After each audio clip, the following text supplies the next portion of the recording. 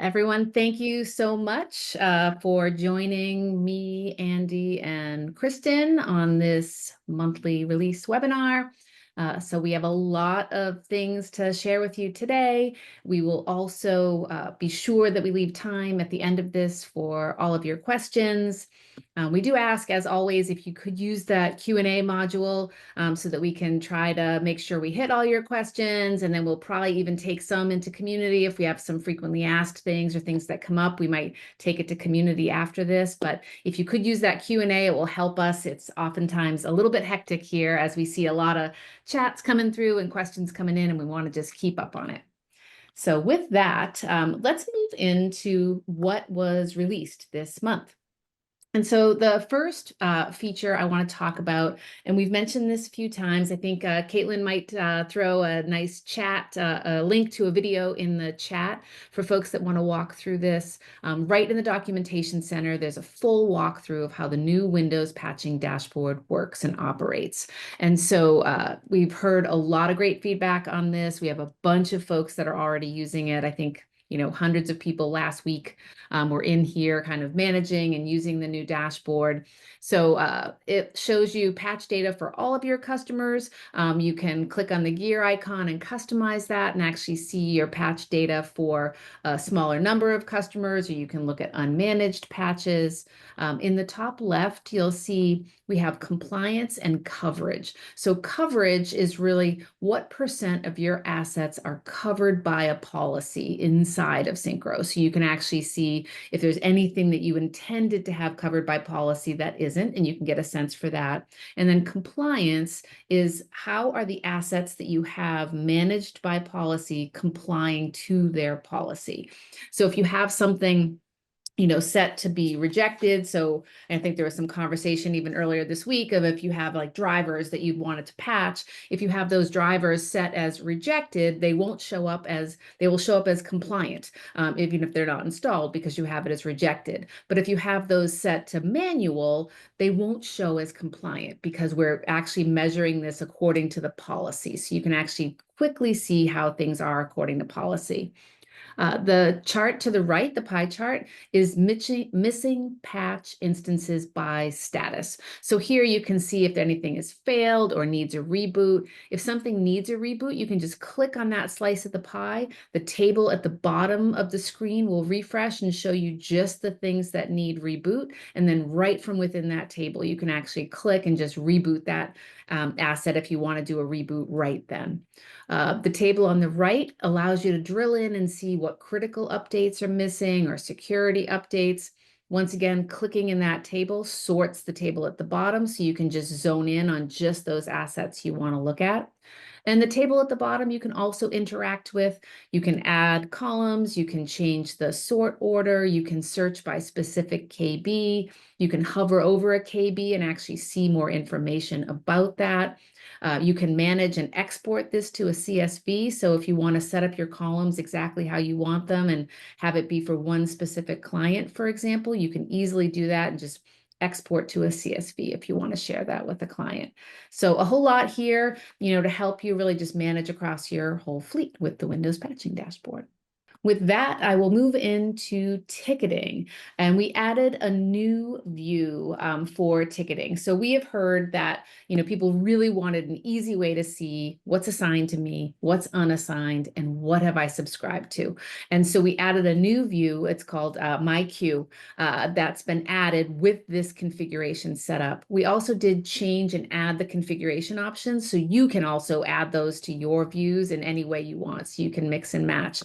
But it was such a common request, we made a new, system view so that you can easily hop in there and see it. And we've seen some people, using it as their default ticket view as well.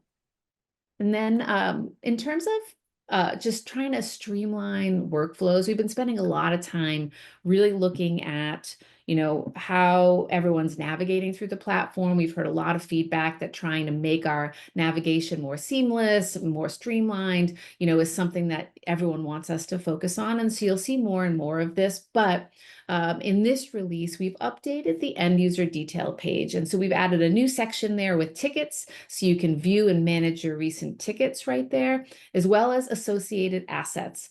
And so you can now add and associate or remove associated assets right from the end user detail page. It's a simple click for you to go out and kind of manage those things right from here, so you can use it as a hub.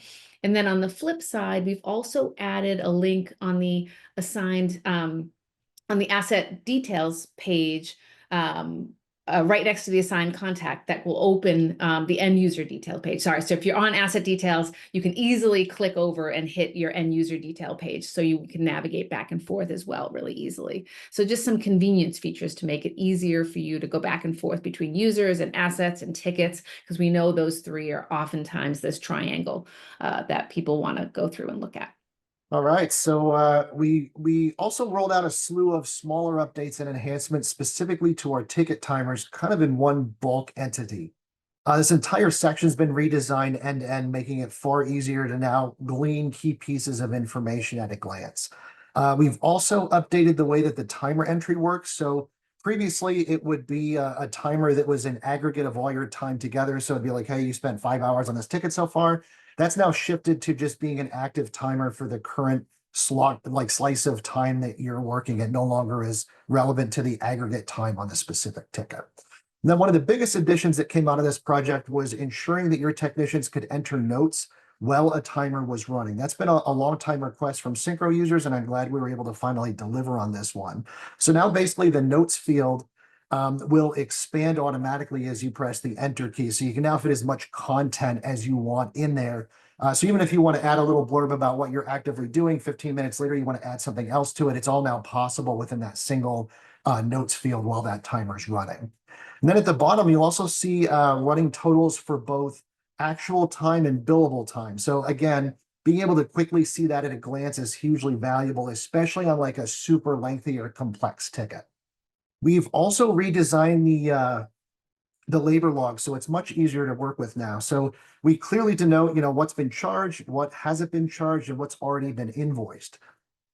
There's also some smaller quality of life things that we added here as well, like for absolutely massive tickets with a ton of time entries on them.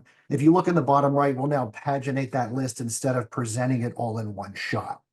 And I just want to add that when we released this, there was a regional issue with non-US date formatting. So for folks that were impacted by that issue specifically, we do have fixes for that currently in flight.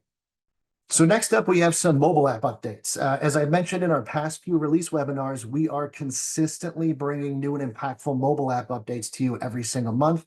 This month, no exception. This month, we added CAN response support for tickets. So you can pull in your CAN responses into the mobile app from the web, and then you can obviously use those while you're on the go. And then if you want to add one while you're in the mobile app that will later show up on the web, you can also do that if you wanted to as well. Now, we recently did a major overhaul to our end user records, and that was a slide that we were just showing here a minute ago. That's on the website. One of the big asks we had from folks was to add the ability to see all assets that the end user was assigned to. Again, that's something that we just released for the web, but we also just released this ability on the mobile app as well. So that data point now exists on all end user records within the app when an asset that they are assigned to or multiple assets, they'll all appear in the mobile app as well.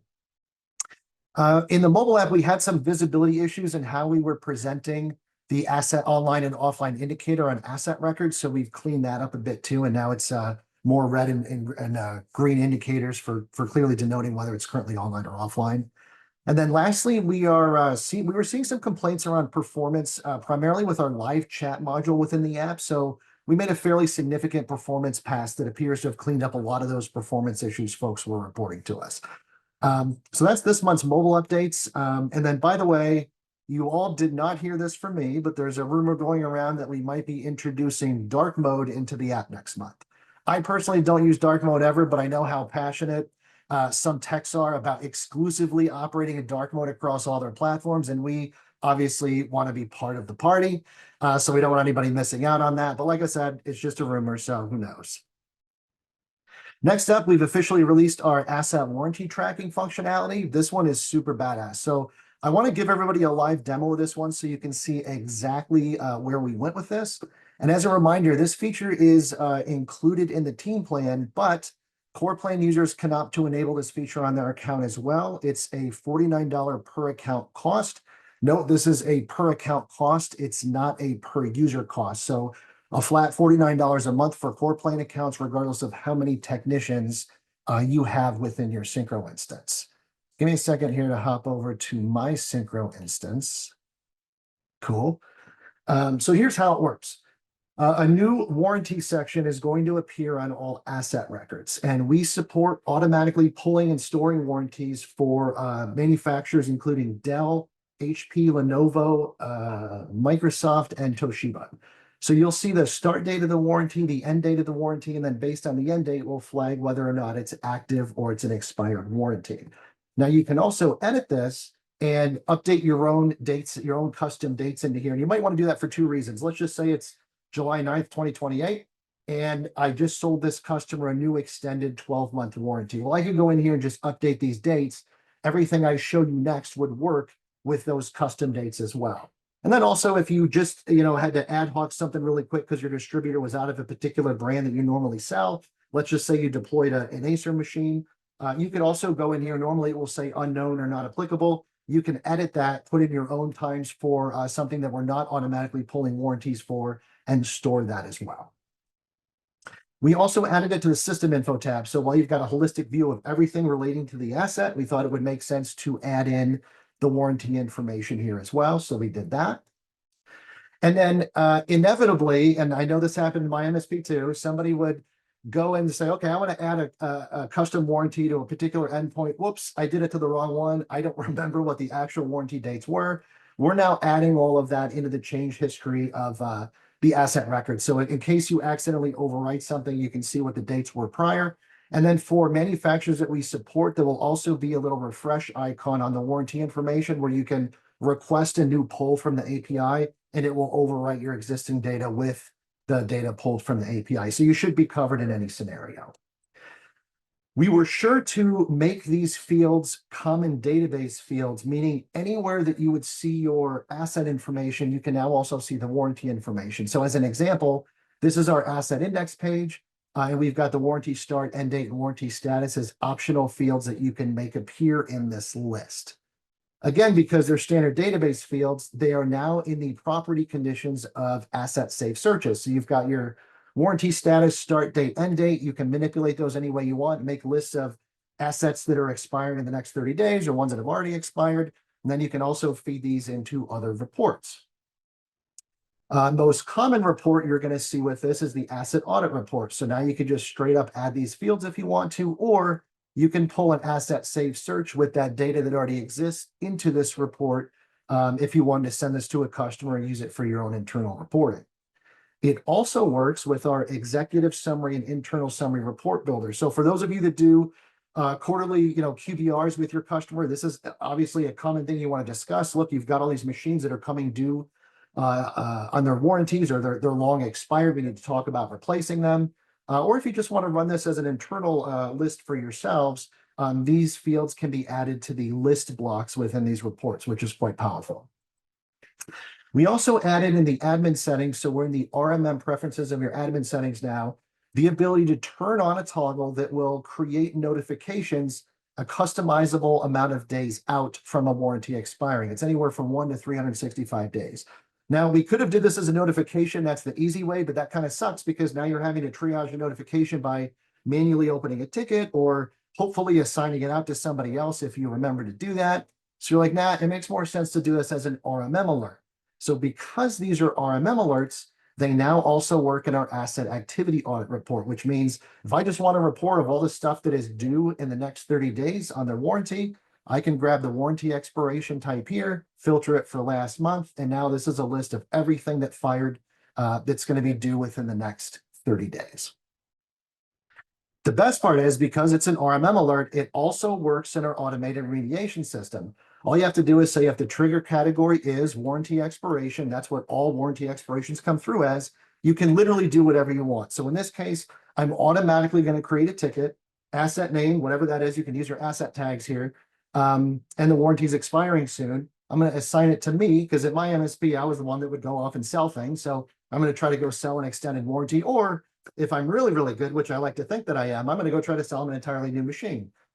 These are the types of things you can do with this. There's a whole litany of actions you can take, and you can take as many actions off the same remediation as you want. So if you want to let folks know internally, you want to let the customer know, you want to run a script to check other things to pull in some information into a ticket before you make the call. All of this is easily available as part of this system.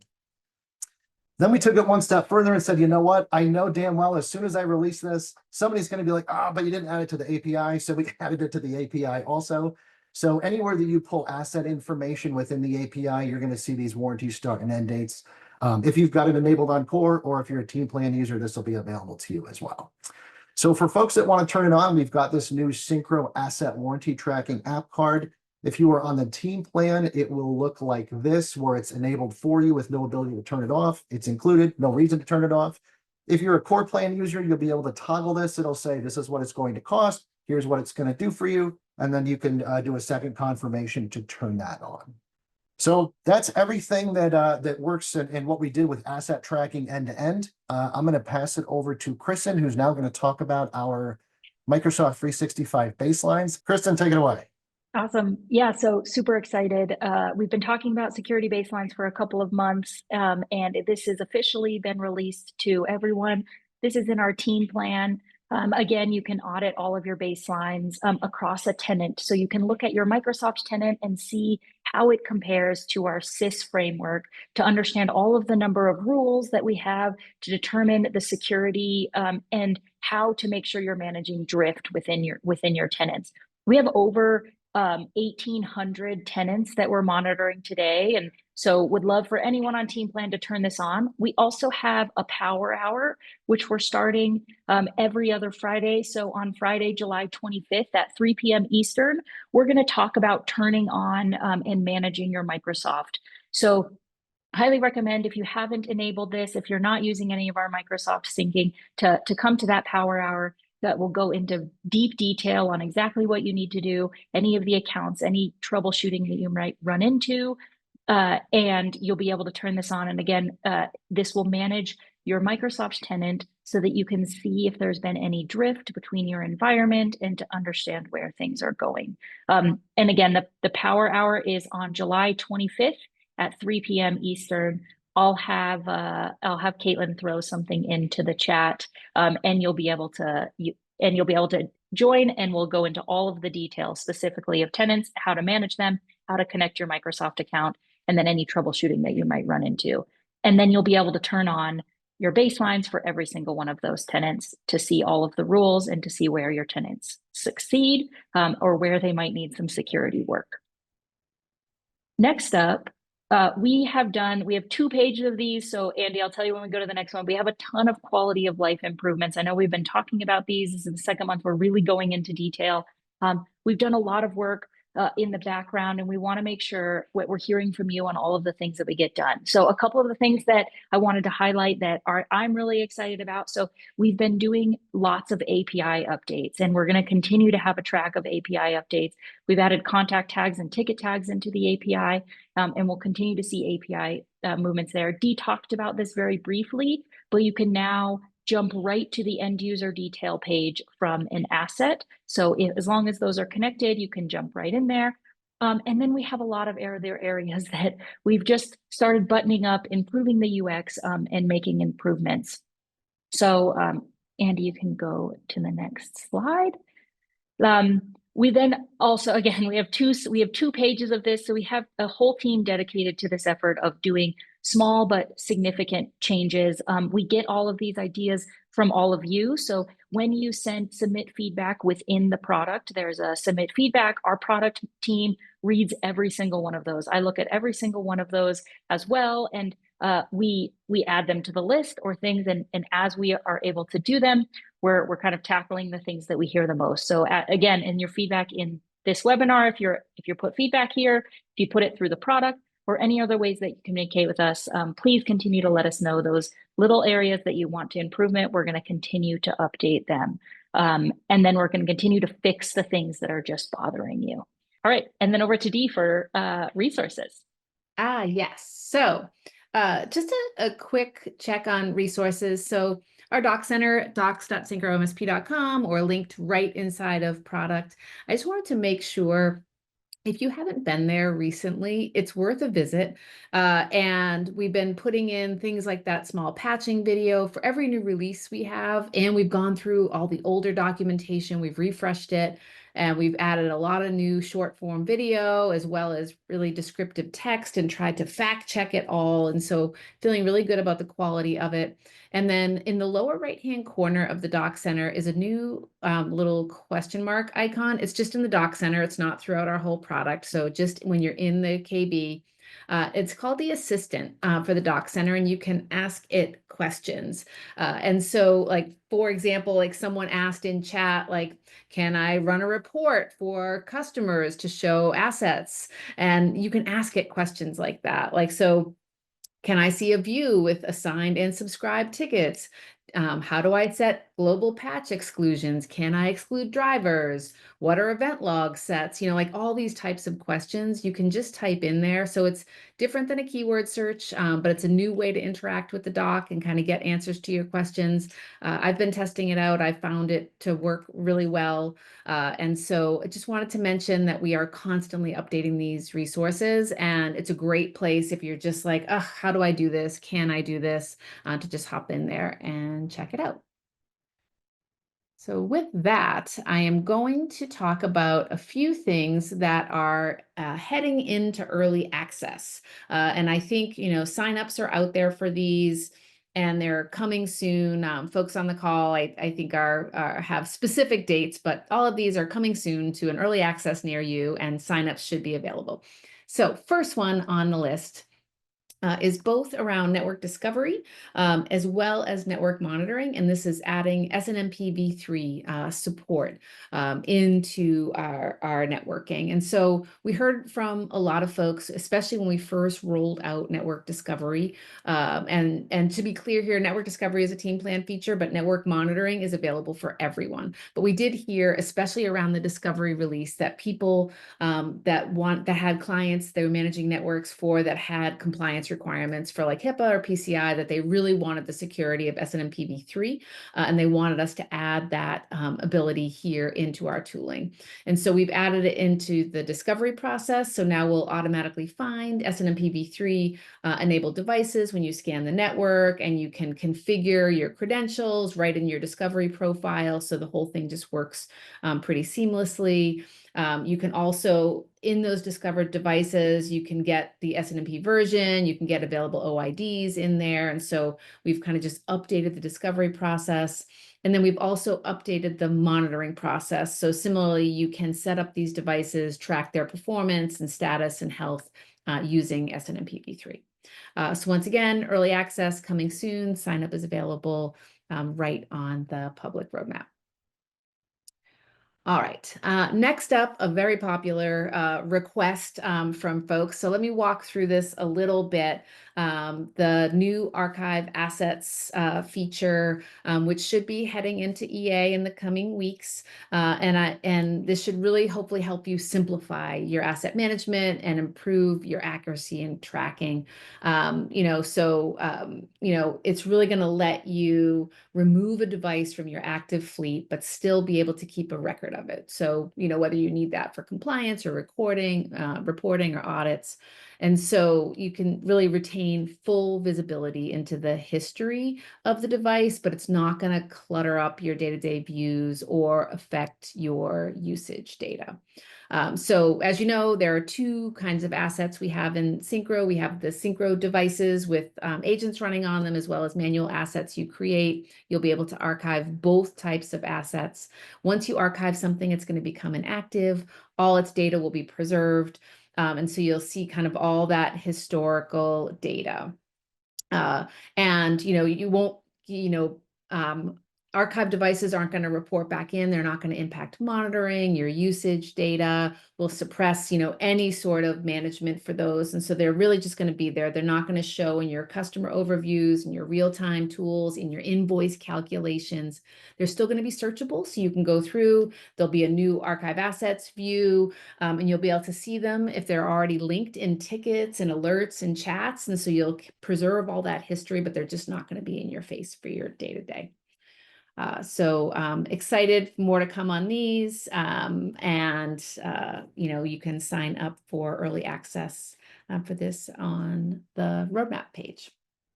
And then the final feature that I wanted to chat about today that is heading into early access soon is support for co-managed email domains. And so if you have several brands or you want personalized communication for different clients, if you're doing co-management, this feature essentially allows you to have those branded emails. And so before this, we did support, each category like support or billing could have its own outbound email box. You could have a support email or a billing email or a marketing email. But now you're going to be able to have different domains for each of your customer organizations. So that basically means if you want invoices from client A, they can come from, invoicing@clienta.com, or support for client B can come from support@clientb.com. And you can still have your defaults for all of your clients, and then you can just override those with custom branded domains. And so it's going to be pretty straightforward to set up and go through this for folks. And once again, you can sign up if you'd like early access. We've definitely heard, there are definitely some folks I know that are clamoring for this. So hopefully you'll be excited and hop into early access and let us know what you think of it. All right. With that, I think we'll move into the roadmap portion of the conversation. And so first, we'll talk about what's in progress. I think we've already hit on several of these things. So quality of life updates, as Kristen mentioned, and we have heard loud and clear from all of you, and we've done some shifting on the back end to really focus in on how can we fix the things that are getting in your way, smooth out some of your workflows, just make things overall work easier for you in the platform.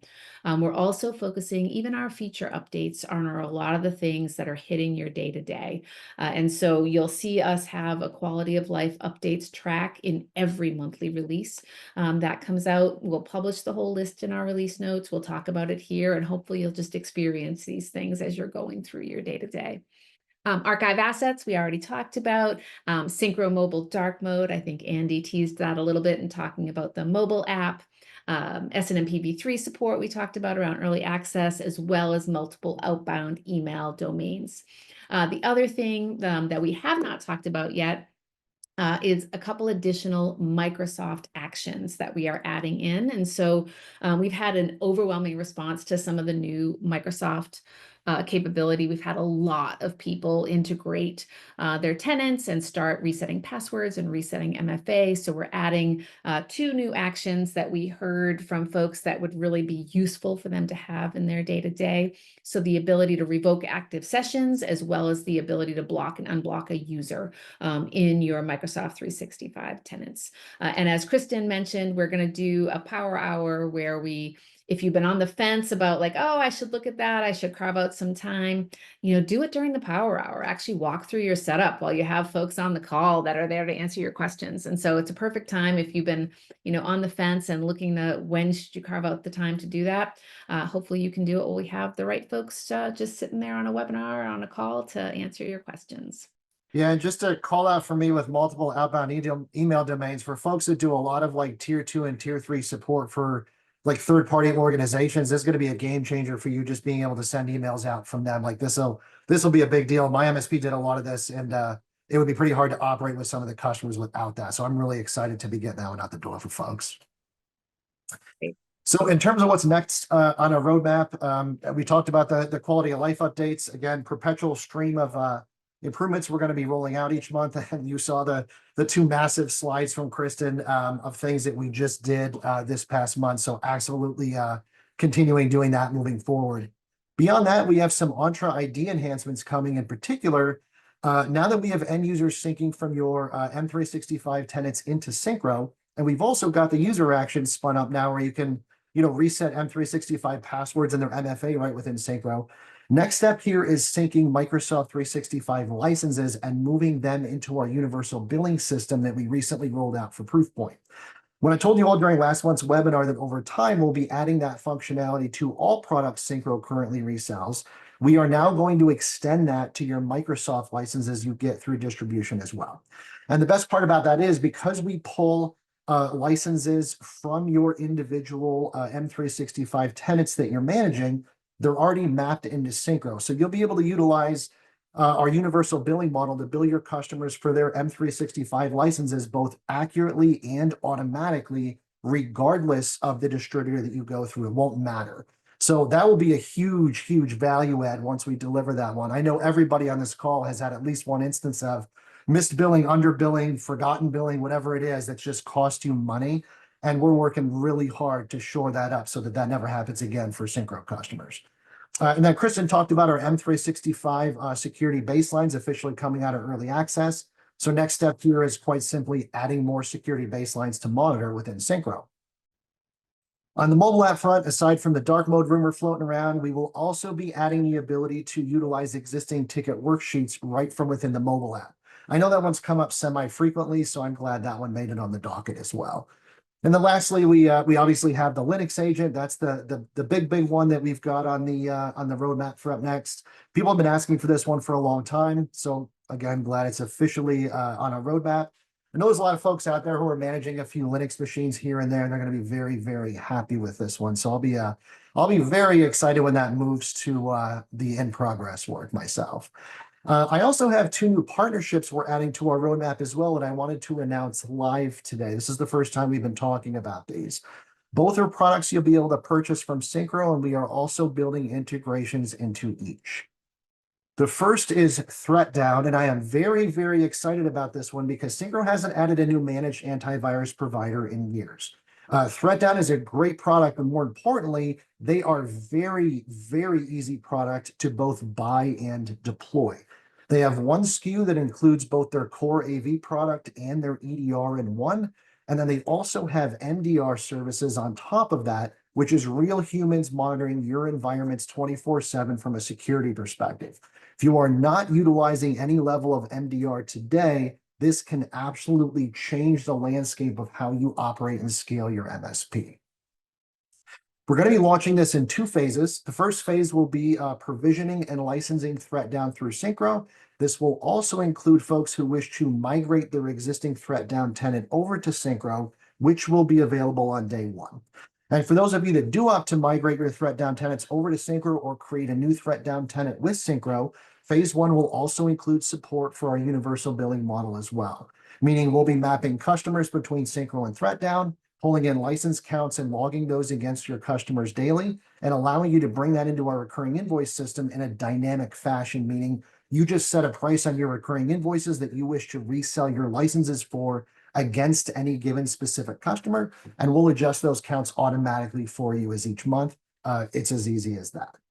Now, phase 2 will come later in the year, and that's going to include deployment through our asset policies, very similar to what we do with Bitdefender and Webroot, as well as ingesting alerts as RMM alerts in Syncro for things like outbreaks and suspicious activity. And then again, everything I was showing you guys earlier with our automated remediation system, same thing, it'll flow into that. You guys can take whatever actions that you want from there. Phase 1 work is already underway, so you'll definitely be seeing that phase 1 coming sooner rather than later. The second vendor we're excited to announce here is IronScales, who handles all facets of email security as well as security awareness training, and they play in the same sandbox as things like Proofpoint. As of today, IronScales is queued up right behind ThreatDown. IronScales is going to support provisioning and licensing through Syncro. Again, you'll also be able to migrate your existing IronScales tenants over to Syncro on day 1, and this will, of course, support universal billing out of the gate. So again, as time goes on throughout the end of the year, anything new is going to get universal billing support, and we are rolling back to all of our previous vendors, adding it there as well. So lots to come. Last thing I wanted to mention here, and this is true for both of the vendors that we're talking about on this call today, is that Neither require term-based commits or minimums that you have to meet. That's how virtually all of our existing marketplace vendors operate today, and that's how we're going to keep it. More importantly, when you purchase these products from Syncro, both of these vendors will be providing tier 1 support, meaning all support interactions will take place between you and the vendor in question. You will not need to go through Syncro support first. Personal note for me, I kind of think it's bullshit when a third-party vendor tries to pass off support to a reseller. So I've stopped signing new partnership agreements with vendors where that becomes a requirement. It doesn't respect your time as an MSP, and it certainly doesn't respect the mechanics of your business. It's just doing a disservice to everyone. And as a former MSP myself, I do respect your time. And the last thing I want anybody doing is wasting it playing tag between multiple support departments. So any new vendors we add into our marketplace from here on out will operate under these same guidelines. So anyhow, that's 2 new offerings that we're going to be adding to our marketplace coming very soon, with plenty more to come as we go forward. Okay, so last up before we hit our Q&A, I wanted to give one more shout out to our new community forums. I just wanted to let anybody new on this call know that we launched our new community forums a month or 2 ago, and you can access them right within your Syncro instance. So in the header of your Syncro instance, there's going to be a little question mark icon. It'll open up this resource center you see in the picture there. There's going to be a link for the Syncro community, and it will link you right over to our community forums. It also uses SSO based on your Syncro login credentials, so you really don't have to worry about managing additional set of credentials for that. As we mentioned earlier, we also have a new program that we're rolling out called Power Hour, where we invite you all to attend a webinar where members of our team will be covering, specific product-related topics and answering questions live on the call. We actually did our first one last week with our lead sales engineer, who is arguably the best sales engineer in the entire space. So if anybody's had the privilege of working with Daniel Hedges, they can attest to that. And he covered 10 things I wish I knew when I first started. Next Power Hour, as Kristen mentioned, is on July 25th. And that's going to be covering all aspects of our new Microsoft 365 integration. So if you want to see our Power Hour schedules and sign-up links, that's going to be available in the announcement section of our community forums. So that's everything that we've got prepared for you guys today. So we're going to move into Q&A. And I did want to mention one more time, it's always common for us to get more questions than we can realistically answer within the hour.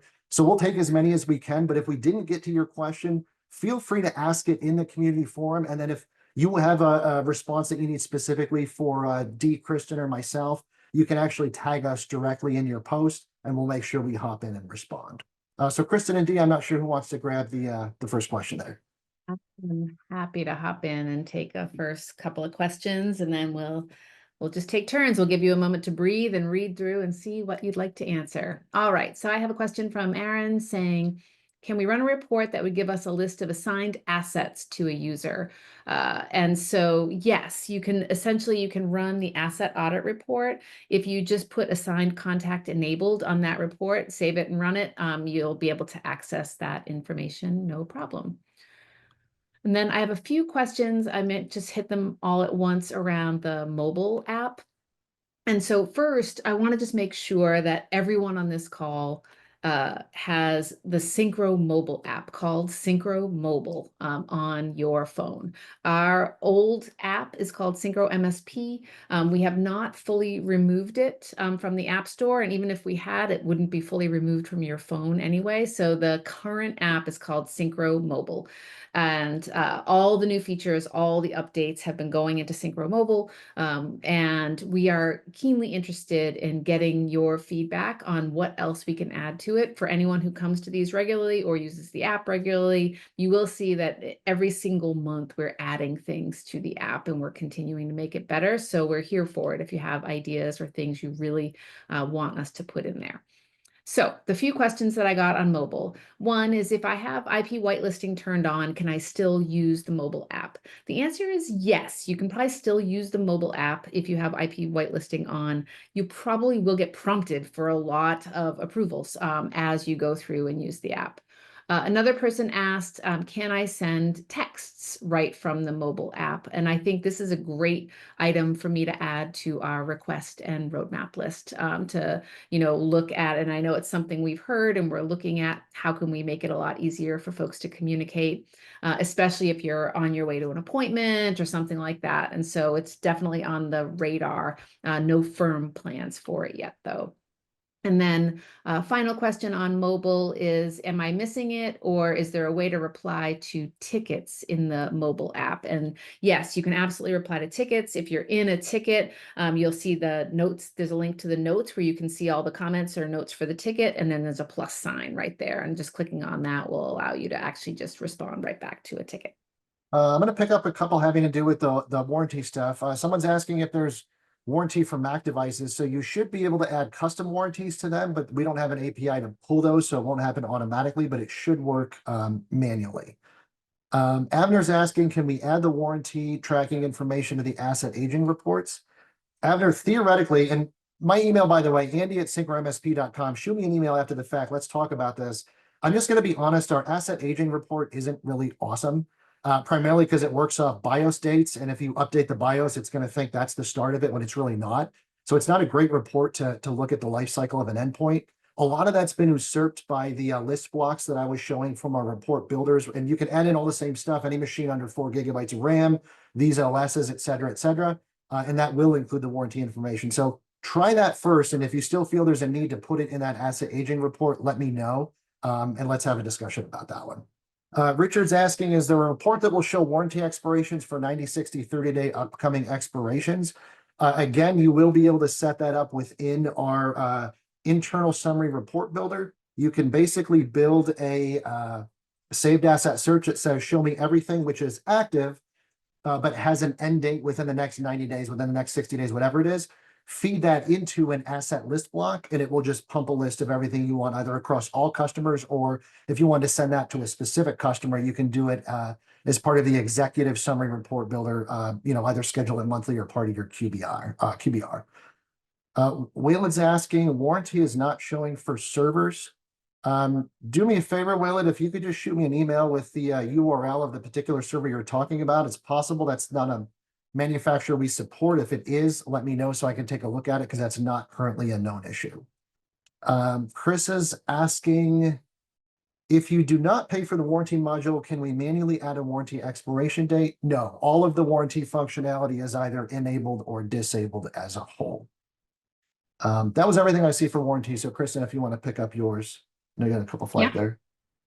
Great. Yeah. So there was a question around, Dylan had a question. Will there be more baselines added, specifically around servers, workstations, et cetera? We are going to continue expanding our baselines, likely to add additional sys rules and to expanding to different frameworks and different clients. As of today, we are not looking at doing baselines necessarily for servers and workstations and endpoints. We're focusing on M365, but over time, with our policy management, I would assume that these things will come together, but that's not necessarily on the roadmap. But more baselines specifically around the Microsoft area, yes, we will absolutely be doing that. And then also there was another question around Microsoft.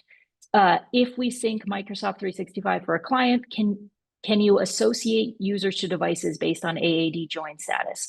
And the answer to that is yes. So if your devices, if your assets and your users are linked in Microsoft, when they are synced through your M365 integration, they will auto link together in Syncro. So that is set up today, as long as you turn on the Entra ID sync specifically for that. So test that out, make sure that it works, but that is the way that it functions today. And then Bill, your last question was, is it possible to make Microsoft Tenant Management a tab instead of going through admin? I might want to see it more. That might make me use it more. And I think this is great feedback and something that we'll look into. But what I would say about the Microsoft Tenant Management is this is meant to be a setup and then a forget it. So really an admin of, you go in one time, you set up your tenants and link them to Microsoft, you do the consent, you connect them to the Syncro tenant within your Syncro instance, and then everything that you might need to do from there, you'll do on the Syncro tenant page. So any looking at secure score or managing your Entra ID sync or looking at any of the data and assets and any of the licenses that come back would go into the pages you're already using in Syncro. So Bill, if I misunderstood your question, let me know if you're talking about a different page, but ideally this should be a setup once. Again, if you get a new tenant, if you onboard a new customer, you'll have to go back in there and do it once, but that's why it's in the admin settings instead of up in front as its own tab. Chris is asking, did I hear correctly that the warranty module is automatically added or included with the team plan? You did hear correctly. It is both added, meaning it's live right now, and included with that team plan. So if you're on the team plan now, go off and you can play with it right this minute. Had a couple questions up at the top. I think it was related to the asset warranty thing, but I'm not positive. When you create an alert, it creates a ticket, and if you dismiss the alert, basically if the alert fires again, it will open again. That's actually the way it's designed to work. So our automated remediation system will hold alerts open. So if the alert trips again, it won't fire off your remediation 5,000 times. It will append it to the alert. But the moment you clear the alert, you're basically saying I resolved that alert, and anything new is considered a new instance. So it would fire that again. An anonymous user is saying, will these warranty items eventually be built into the new executive report for our customers? It is built into that report. So you would use the asset list blocks, and then you could just include that information. And again, you can filter your assets. So if you want to have all assets or just ones that are expired or ones that are due to expire, you can set up that however you like. I've got a couple around archiving assets I can hop in with. Really asking about like, how is it going to work? Or is there an auto archiving of assets with logic or alerts when assets come back online? And so the way archiving assets will work today is it will be a process by which you can select one or more assets that you are just kind of manually deciding to archive. So we're not kind of auto archiving assets that are sleeping, but you will be able to, kind of reinstall, and we'll uninstall an agent as part of the archiving. You would be able to, at a later date, reinstall and bring those assets back. But today it is a process by which you would just decide which assets you're planning to archive. Eric had a question on you're on regular team plan, you're on the core plan and your annual, and you want to switch to team plan monthly. Yes, you can absolutely do that. You could do that within the product itself. So if you go into your admin settings, your account, you can actually switch your plan. You can also reach out to our support team, billing at Syncro MSP, and we're also happy to help you, Eric. So please feel free to reach out. If you also haven't done a team plan trial, you can access and do the team plan trial from that same page. So you can check out all of the team plan features that we've talked about today and have been talking about to test them out for I think 14 days before you decide to convert over to team plan. Matt's asking, does Syncro have any future plans to roll out RMM similar to something Kaseya does with Data RMM network node? I just switched MSPs and I'm having to roll out Syncro manually with my new company. That is everything that we were talking about with network discovery, basically. So you'll assign a Syncro agent that's installed on the network as the probe, and then everything that comes to the right of that with network discovery should relatively be the same. Couple other questions. Abner's asking, are there any topology plans for network discovery? As of today, no, Abner. But what I would say is we are going to have a clear line of demarcation between something like what we're doing and something like Domots or Auvik, for example, where those are real heavy hitting network discovery tools if you need those in network management tools. We're planning on doing the SNMP that we have today, along with the discovery components and deploying our agent across networks and things like that. So I don't think you're likely to see that one, but never say never. And then there's a second question along those lines from Ben, asking if we're going to have the ability to load asset MIBs into the SNMP v3 database. As of today, no. That's one that we're going to track. You can, however, share the OID recipe. So when you make an OID recipe, it's basically all the things you want to monitor for within a particular device. And those can get a public link and you can share them around. So you guys go in our community, Daniel Hedges, our lead sales engineer I was talking about, he puts a lot of these in the community. So quite likely if you ask for one, he'll already have one made. And if not, a lot of members of the community have those as well that they can share with you. All right. Sorry, Kristen. Oh no, go for it, Dee. If you, I have a couple. I'm going to answer one that was asked 10 times in a row, just so I can click this one off the list. And so, perfect. I was asked in 87 different ways, what are we going to do about ACH, and is there going to be another option besides WorldPay? And so, yes, we are going to be adding Stripe ACH.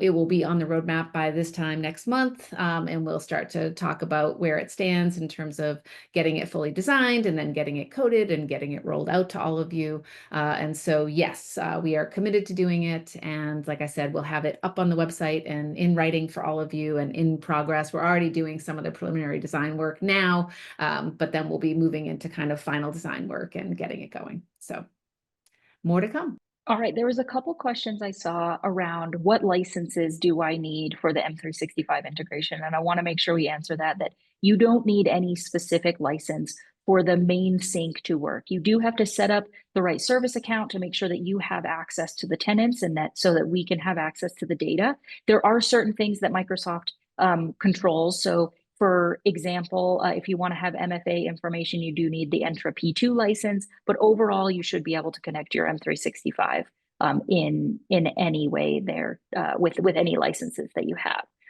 And then there was a couple of questions around, hey, I use Pax8 today. Should I stop using the Pax8 integration in favor of universal billing, or if I want to go direct from Syncro going forward? So that work is not done yet. But when it is done, yes, you should be able to turn off the Pax8 integration specifically for the Microsoft licenses and be able to bill directly from Syncro. Again, I wouldn't do that until that project is done and you've made sure that that functionality works correctly for you. And depending how much you're using the Pax8 integration, what you're pulling over, you might want to see of everything that's covered in universal billing. But for M365, when that universal billing is done, yes, you should be able to turn that off. And I promise you, we are as excited about doing that as you are to get it. Like, that's just going to be a huge, huge boon for everybody that's messing around with manually billing that stuff. It's such a nightmare. It also looks like the asset archive thing is going to be a huge hit because we're getting like 1,000 questions on this. I'm going to knock a couple of these, and then I think we'll probably spend some time on the next release webinar going more into detail on this.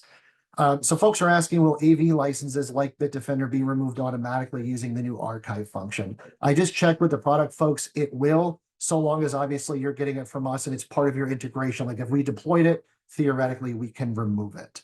Someone else is asking, will there be other statuses for assets besides archive, like being repaired in inventory? Don, yes, but not in the same way. Archive is its own thing where you want to retain historical stuff on an inactive endpoint. What you're talking about can actually be done today. So if you just add like a custom field for status to the like a drop-down field, you could put those into endpoints today saying being repaired, it's in our inventory. We sent it out to a third party for repair, whatever it is. And that can also flow into like those values into our saved asset searches, into our reporting. So I would just go down that road because it'll work with pretty much everything in Syncro natively out of the box.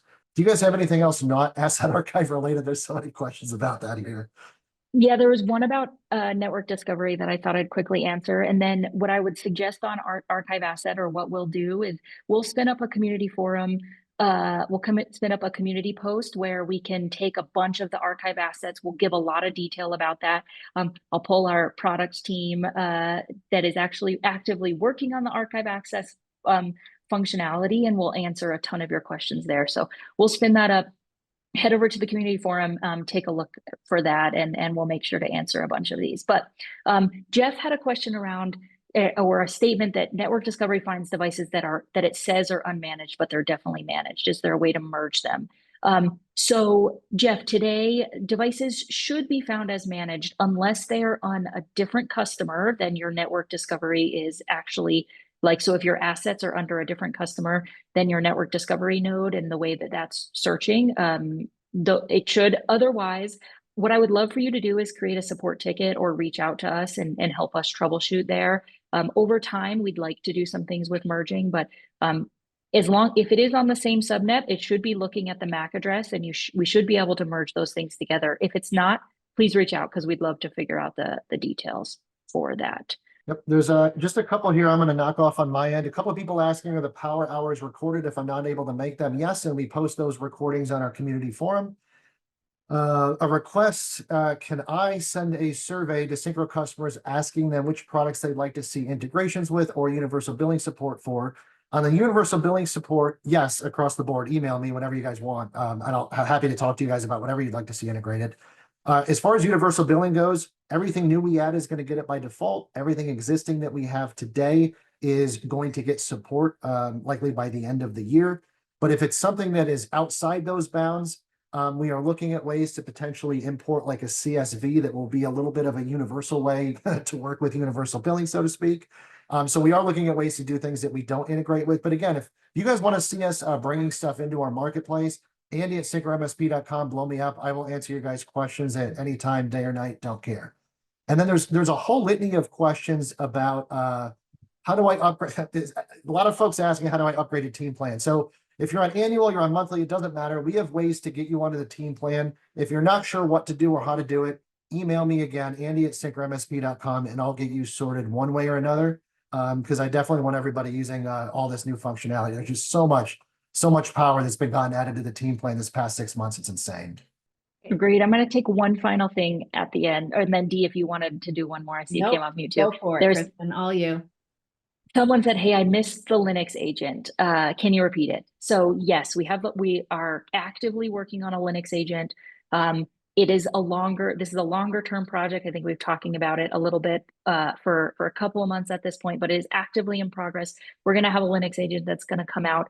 Initially, we're going to have some basic reporting and monitoring, but you'll be able to install and use all of the functionality. And then we'll continue to see updates on the Linux and Mac agents kind of over time. We're doing a ton of technical work in the back end to really improve our agents across the board and make the functionality more standardized in every single application and OS that we have. So really excited about the Linux agent and seeing where we're going to go there. Same. I feel like it's the tip of the iceberg for like all this great agent work that's happening behind the scenes. And so pretty cool. All right. Excellent. So thank you everyone for taking time with us today. Really appreciate it. As we said, we're happy to continue this conversation in community and hopefully some of you can attend Power Hour and other things, but thanks for taking time out of your day. Look forward to hearing back from you all as you have an opportunity to check out some of these new updates. Yep. See you all next month.